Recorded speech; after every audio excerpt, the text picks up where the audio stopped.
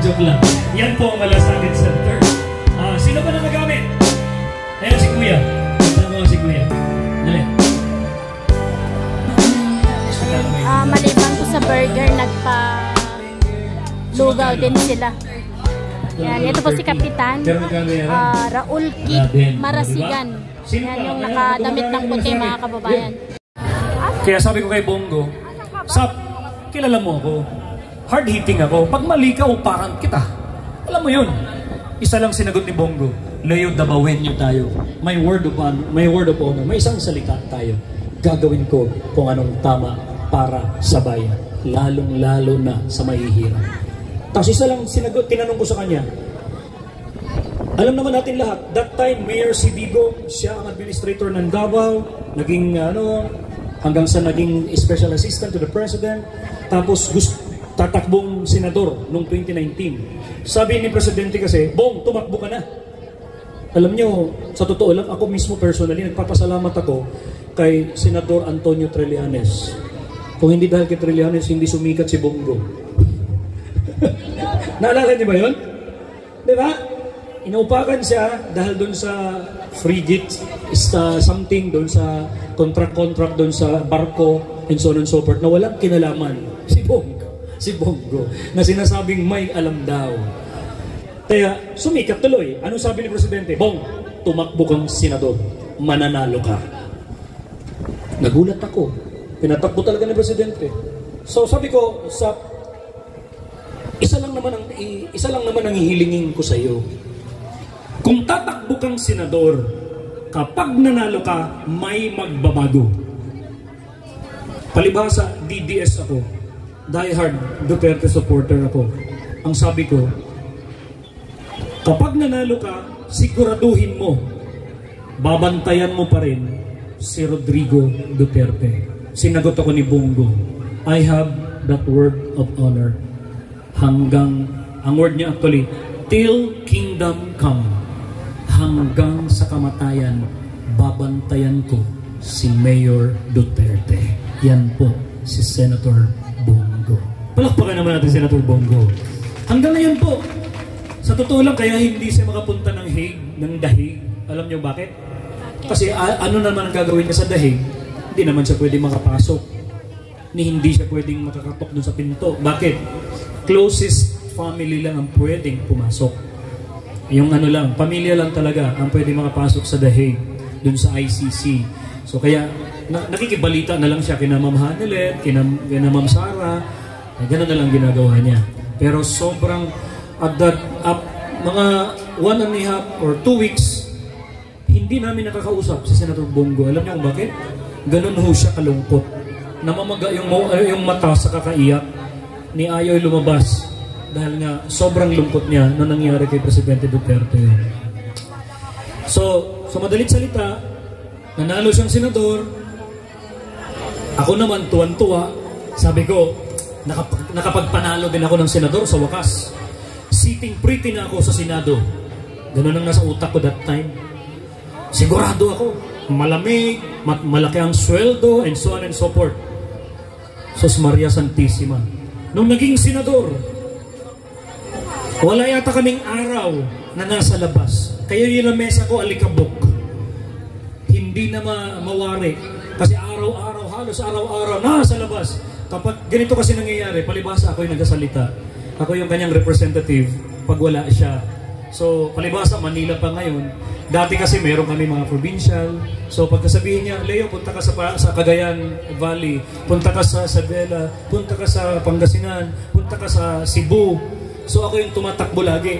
Walang yun. Halos nakakalimutan ko na may pamilya ako. Ganon katindi kay Senator Bongo. Ganon katindi ang trabaho.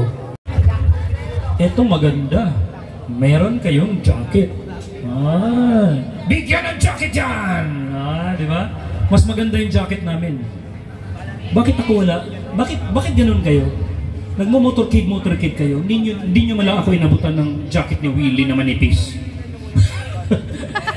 Di ba namimigay ng jacket si Willie, no? Meron yun eh. Basketball. Ayun, kumain na kayo ng burger steak. Meron palang jug, water jug. Ayan, para lagayan ng tubig. Lalagyan sana namin ng tubig, pero baka bukas pa namin may hatid. Nagmamikat na eh. So, if I'm not mistaken, masakit sa dibdib ito, ano? 40 houses kayo. Tama ba? So sama-sama lang. Kasi kung 216 kayo, ibig sabihin sa isang bahay, medyo madami. Tama? Ang requirement kasi, sa pagkakaalam ko, based doon sa legal. So kung 40 houses yun, meaning 40 owners only. Tama? Yun yung legally may-ari. The rest, renter or sharer. Tama ba? So wag mo kayong sumama loob ha. Hindi ito panahon ni Pangulong Duterte. Iba po ang nakaupo ngayon, si Pangulong Bongbong Marcos, unless marinig niya ako, baguhin niya para sa inyo. Ang alam ko, sa legal way, kapag na-validate kayo, na kayo talagang may-ari ng bahay, kayo ang unang bibigyan. Yung mismong owner ng bahay. So kung 40 houses, kung legally 40 houses kayo at yun talaga ang may-ari, yung 40 din, siya yung makakatanggap, priority. Kasi alam niyo kung bakit? Dahil siya ang magpapatayo ulit ng bahay. Ang renter hindi naman magre-rent ka lang ulit. Yung sharer, mag-share ka lang naman ulit. Tama? So, may pera wala? Meron sir. Utang ngayon. Ganun ka agad. Galit ka agad. Nagmura na ka agad. Ano yan? Itlog? Lilimliman nyo dyan sa opisina nyo. Pagkatapos pagdating ng taon, sa dulo ng taon, anong gagawin nyo? Ibabalik nyo sa treasury. Tapos sasabihin nyo walang pondo. Doon nagalit si Rodrigo Duterte. Sabi niya, para saan yung AIX? Para sir sa mga mahihirap na gano'n and so on and so forth. Para saan yung SLP? Para po sa makadugtong dun sa business ng mga maliliit. Para saan yung lahat tinanong. Isang malutong na mura. Ibalik nyo sa tao yan. Sa kanila yan. Pera nila yan. Ipakita nyo sa akin, bukas na bukas din. Ayun. Lumutang ang AIX. Lumutang ang tupad. Lumutang ang TESDA. Lumutang lahat nagkaroon ng programa sa kanyo lang nalaman. Tama? Yan po si Rodrigo Duterte. Kaya, ang nakakatuwa lang, masakit man tanggapin, total, tapos naman ang eleksyon, wala man akong sinisiraan dito. Nakakasakit lang sa dibdib, bago mag-eleksyon, bago mag-campaign period, namudmod ng AIX. Hindi naman kailangan ng tao. Wala namang dilubyo. Wala namang sakuna. Wala namang pagbaha. Pero may payout. Itong matindi. Sisigaw pa. Narito! May pera para sa inyo!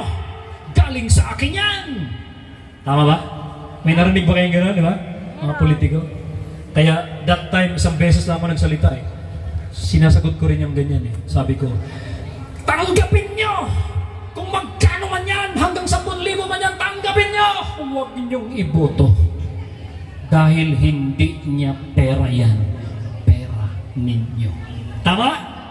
Tama ba? Ginigisa kayo sa sarili nyo mantika. Ganon katindi yun. Kaya tuloy ang tao, nakaganon. Naghihintay ng ayuda. Tama ba? Ang hirap, ang sakit. Bakit? Ito ngayon ang tanong. Nilagay ko sa Facebook page ko yun. Sabi ko, tapos na ang halalan. Nasaan na kayo? May ayuda ba? Di ba? Wala na. Bakit? Ubus na. Bakit naubos? At ang bilis naman. Di ba? Pera ng taong bayan yan. Bakit mauubos? Masaya ha? Wow, may birthday pa. Nanay mo? Kaibigan mo? O ano yan? Kakanta namin kayo. Masaya, okay ba? Okay, ready? 1, 2, ready, sing! Happy, happy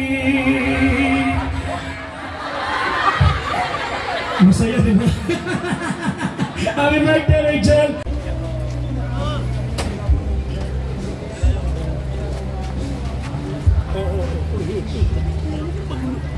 Dyan muna kayo. Okay, dyan. Wala natin. Nasa?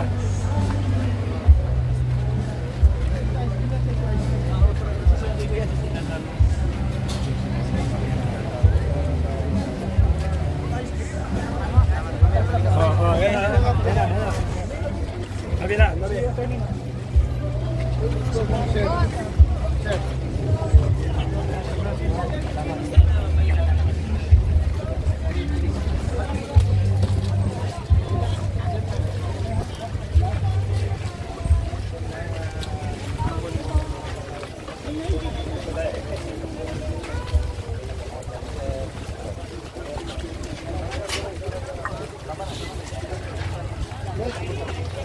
Bitan.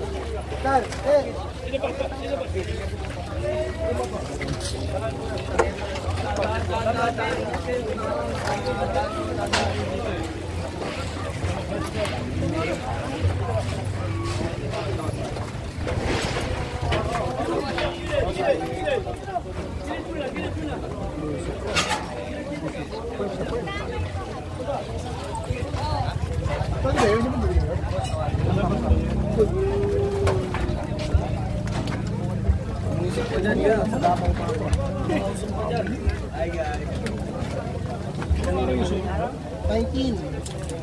So parang buwan na ngayon eh. 2 days. One day. Pakakul dyan ah. Hindi na ako sa dadaanan. Okay, dyan na lang. Dyan na lang kamo. Ano yung pakmo dyan? So, all cleared naman ma'am na? Cleared na. Ito.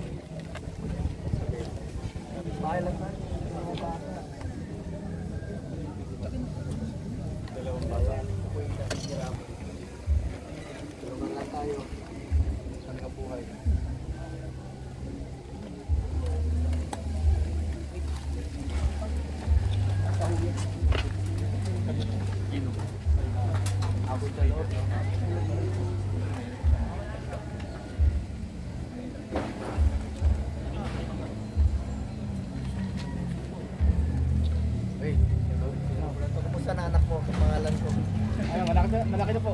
Guards po ako.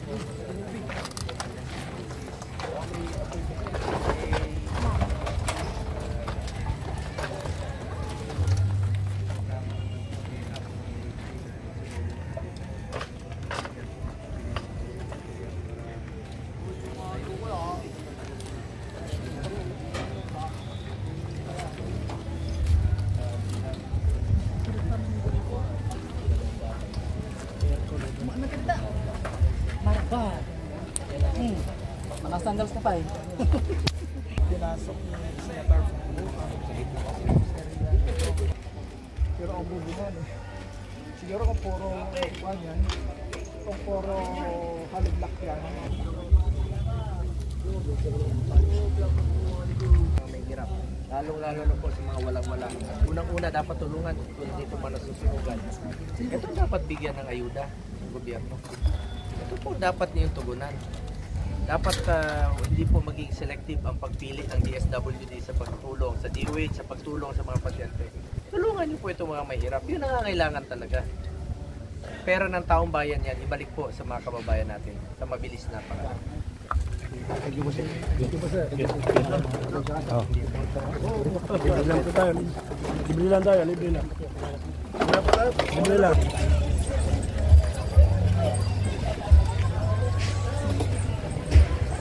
Baka mga anak na yung isa rito. Kayo po yung bibigyan ng tungkol na?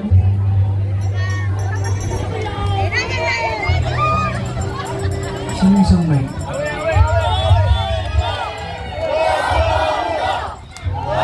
Ready na ba? Ready na! Starter! Kuya! Bongo! Go! Bongo! Go! Bongo! Go! Bongo! Go! Bongo! Go! Bongo! Go! Bongo! Go! Bongo!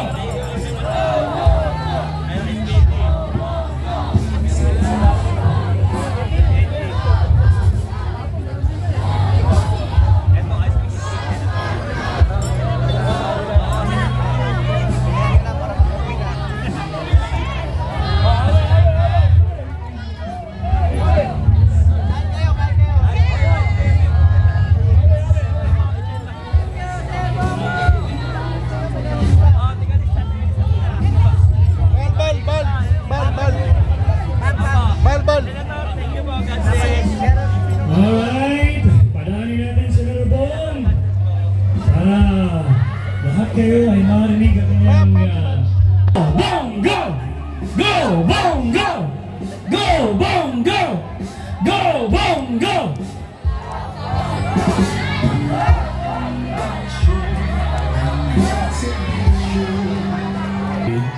Narito na Senator Bongo! Go! Bongo! Go! Bongo! Go! Bongo! Go! Bongo! Go! Bongo!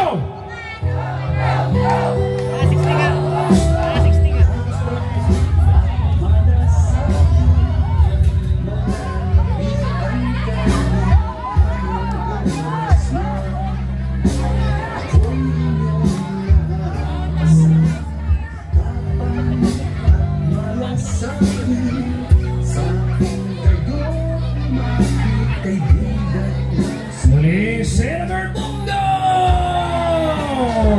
Go Bongo! Go Bongo! Go Bongo! Go Bongo!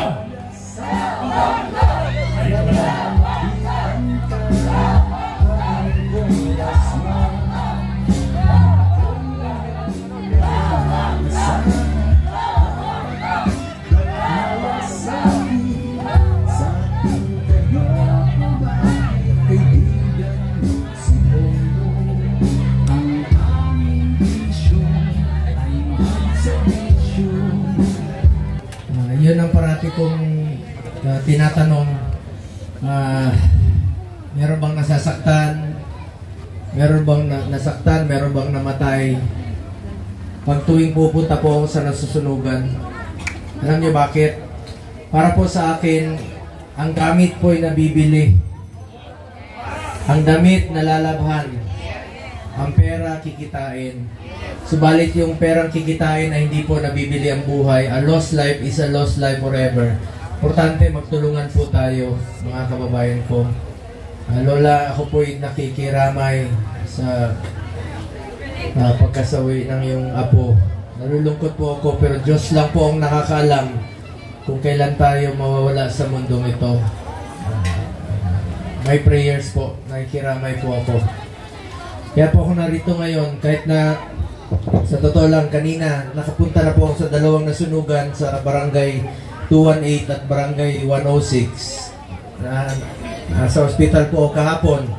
Pero pinilit kong lumabas kanina at bumalik ulit sa ospital bago ako pumunta ngayon dito para po makatulong sa inyo. At hindi ko po matiis na natili doon sa ospital habang kayo rito nangangailangan po ng tulong. Kaya po ako pumunta rito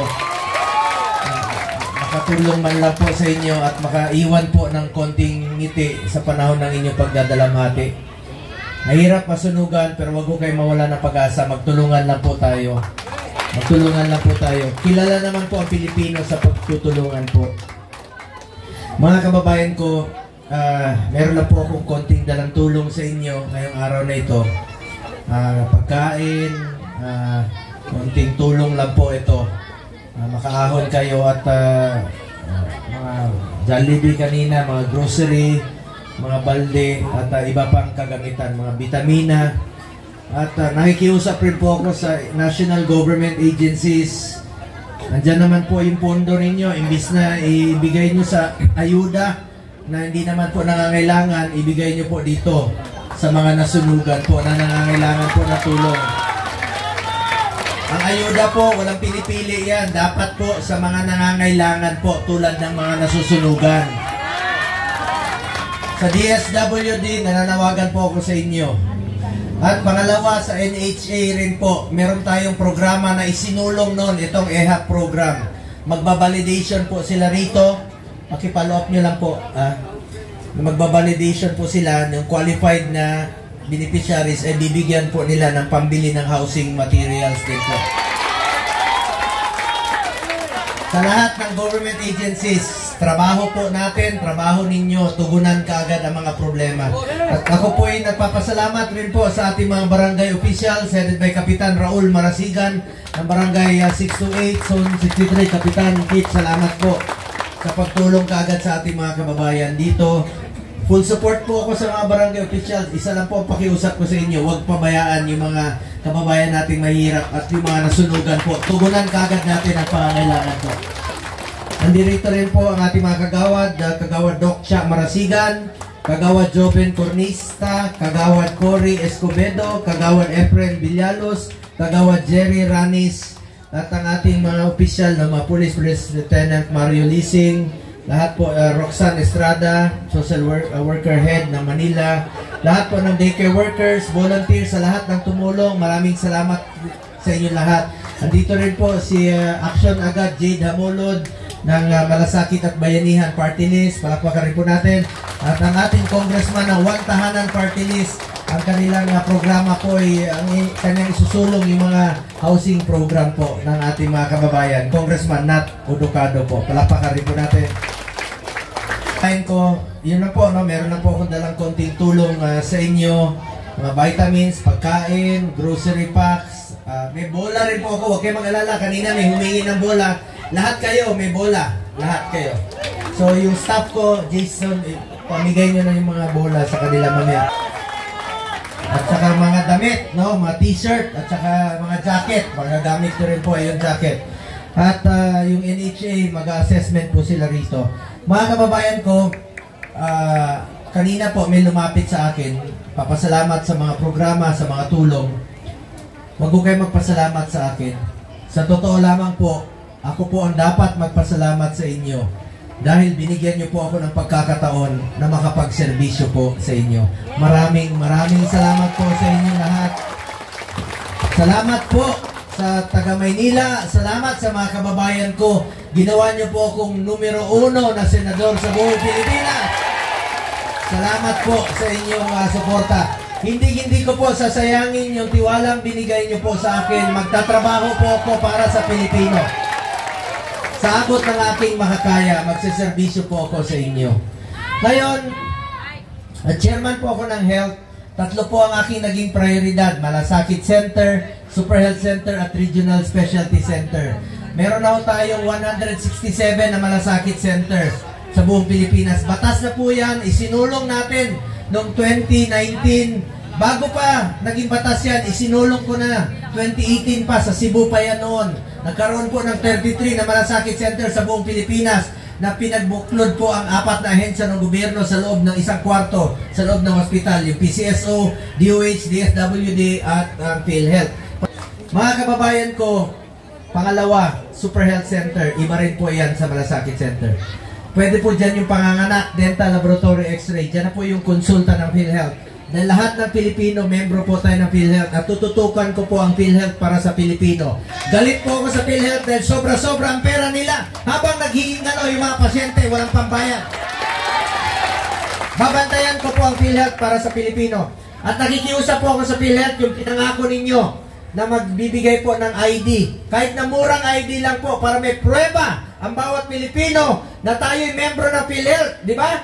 Para hindi tayo matakot magpa-hospital. Yun ay papakita natin sa hospital. Alam nyo, maraming Pilipino hindi alam na membro ng PhilHealth. Meron nga buntis sa Cebu at sa Cavite. Ayaw magpa-hospital dahil takot sa babayarin sa hospital. Karapatan po ng bawat Pilipino nasa UHC law yan. Na karapatan po natin humingi ng tulong sa gobyerno. Kaya nakikiusap po ako sa PhilHealth. Dapat po magkaroon na po ng ID para may papakita pong ang ating mga kababayan. Sa hospital, papakita nila na membro po sila ng PhilHealth. Dahil lahat ng Pilipino, membro po tayo ng PhilHealth. Education campaign po ang panawagan ko rin po sa PhilHealth po. So, nakikiusap po ako muli sa PhilHealth. Ayusin niyo po, reformahin niyo po ang inyong opisina. Ibalik po sa ang pera ng taong bayan sa Pilipino. Ang PhilHealth po para sa health, hindi negosyo. Insurance yan na meron tayong masasandalan. Mga kababayan ko, principal sponsor din po ako ng Regional Specialty Center. Yung mga heart center, kidney center, geriatric sa matatanda, itatayo na po sa mga selected DOH hospital sa buong Pilipinas. Kasi, alam nyo, pagkatapos ng aking proklamasyon nung Sabado, pumunta ako sa Lusunugan kaagad. Doon po sa Barangay 118 at sa Barangay 123 po. Inuna ko ang pagtulong sa ating mga kababayan kaysa kumain sa mga hotel na mga mamahalin. Inuna ko muna. Nakipag-boodle fight po ako doon sa Barangay 118 at sa Barangay 123. Ngayon, sabi ko nga, kalabitin nyo lang po ako kahit saan tayo magkita. Kuya Bongo lang po ang tawag ninyo sa akin. Bongo, Kuya Bongo. Kanina may sumigaw. Sabi niya, Hoy Bongo! Sabi ko, Hoy ka din! Parang kapit-bahay lang tayo, di ba? Tawagin niyo akong Kuya Bongo, pero Lola! Si Lola, huwag niyo naman akong tawagin Kuya. 50 anyos na po ako, pero siyempre, pag nagsalubong tayo, Kuya Bong, ano ako, super lolo? Bongo lang po. Madaling tandaan pangalan ko. Pumunta kayo sa kanto. Pag traffic, anong maalala nyo? Go! Pag gutom na kayo, nagpapa-take out kagad ang apo ninyo ng chokes to? May go pa rin. Kay Duterte family, ako po'y nakikiusap. Kung sincere ka, ibalik mo muna si Tatay Digong dito. Kung kaya mo ipadala ng 14 na oras si Tatay Digong, kaya mo rin ipauwi rito sa lalong madaling panahon. Matanda na po si Tatay Digong, 80 years old na po siya. May mga karamdaman na po siya. Dito po siya dapat sa ating bayan. Gusto na lang po niya manungkulan sa Davao bilang mayor at nanalo po siya mayor ng Davao City. Patuloy po natin ipaglaban at ipagdasal si Tatay Digong. Maraming salamat po sa inyo lahat, mga kababayan ko. Ngayon, mga kababayan ko, madaling tandaan ang go. Anong tawag sa mahilig sa alak? Lasing? Hoy, mga lasing to, huwag kayong magmaneho pag nakainom. Delikado yan. Ako na naman maalala nyo pag kayo ay na... kita nyo. Madaling tandaan. Anong paborito nating araw? Ling? Kita nyo. Wala na si Philip Salvador, umuwi na. Dito yun kanina. Alam nyo ba, anong paborito hotel ni Philip Salvador? Salamat po. Mga taga Maynila, salamat po. And of course, congratulations kay Mayor Isko at Vice Mayor Chi Atienza sa inyong pagpanalo. At salamat sa inyong pagkakataon na makapagserbisyo muli sa loob po ng susunod na 6 na taon po sa inyo. Hindi ko sasayangin yung tiwalang binigay nyo. Magtatrabaho po ako para sa Pilipino. Dahil bisyo ko ang magserbisyo sa ating mga kababayan Pilipino po. At meron lang po akong paalala sa inyo. Sana po'y maalala ninyo sa mahabang panahon. Minsan lang po tayo dadaan sa mundong ito. Kung ano pong kabutihan o tulong na pwede natin gawin sa ating kapwa, ay gawin na po natin ngayon dahil hindi na po tayo babalik sa mundong ito. Ako po ang inyong Senator Kuya Bongo patuloy na magsiservisyo sa inyo lahat. Dahil ako po ay naniniwala na ang serbisyo po sa tao, serbisyo po yan sa Diyos. Maraming salamat po. Mga minamahal kong kababayan, mahal na mahal ko kayo lahat. Maraming salamat. Sino mga taga Mindanao dito? Maayong hapon, mga Bisaya. Maayong assalamualaikum sa mga kapatid ko Muslim. Mga Bisayas, taga Bisaya, sino? Ilonggo. Lente, mga parente ko na may Ilonggo. Damo ko sa parente mga Ilonggo. Lahat ng Ilonggo, pinsan ko. Kasi ang tawag sa inyo, Ilonggo, ang pangalan ko, Bongo. Sino waray sa inyo? Ako rin, waray kwarta. Waray upay. Salamat sa Samar, sa Leyte. Number 1 ako doon. Salamat sa inyo. Iba nyo, heart sign. 5, 4, 3, 2, and 1. Thank you. Muli, maraming salamat, Senator Bongo. Senator Bong, yan yung binigay na ambulansya ninyo. Ayan, pa-picture daw siya sa ambulansya.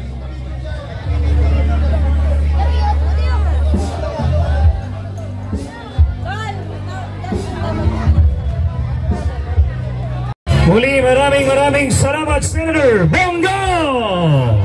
Go, Bongo!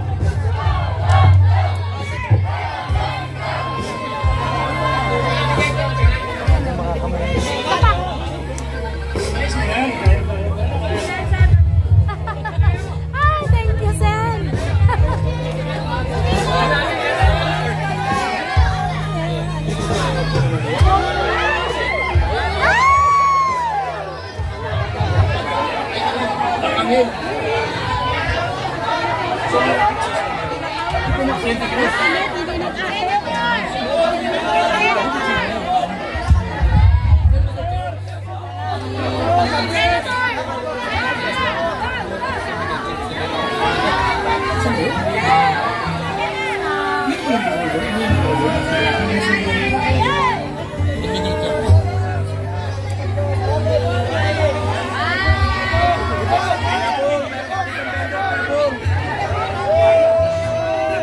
Okay, hintay lang tayo lahat afterwards para hindi magulo, maging organized.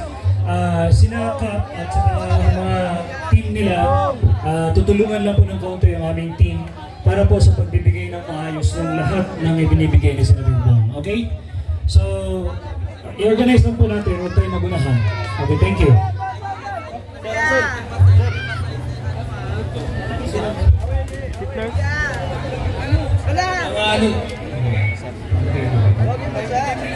Yung lahat po ng mayroong yellow card.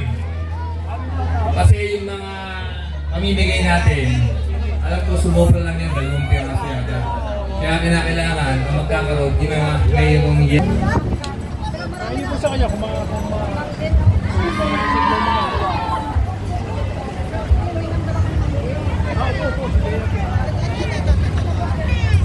hindi nyo na po kayo ideya, nag-uusap na tayo.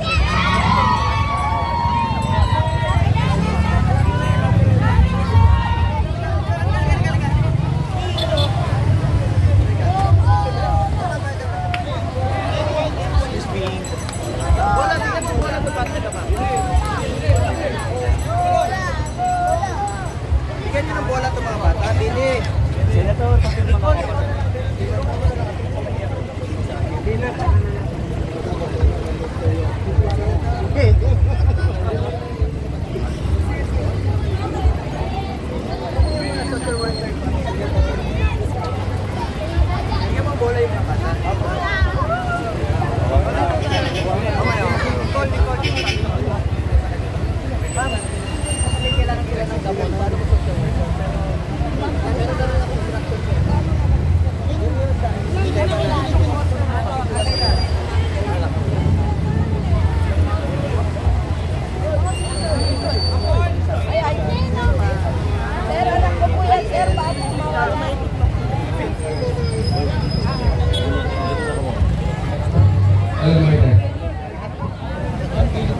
Ayun mga mayroong hawak na ayun kung lang dyan, pupunta na lang kayo, ibibigay sa inyo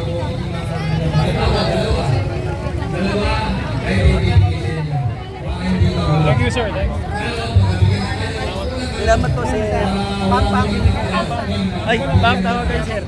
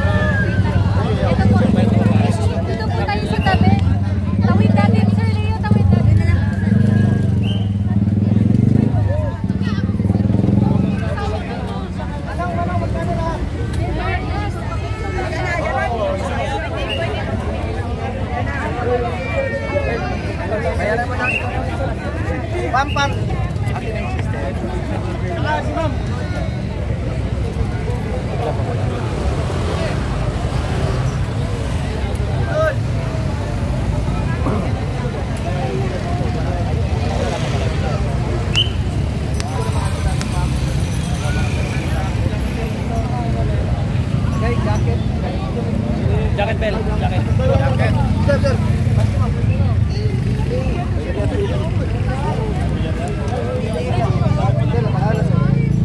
Patrick Telan.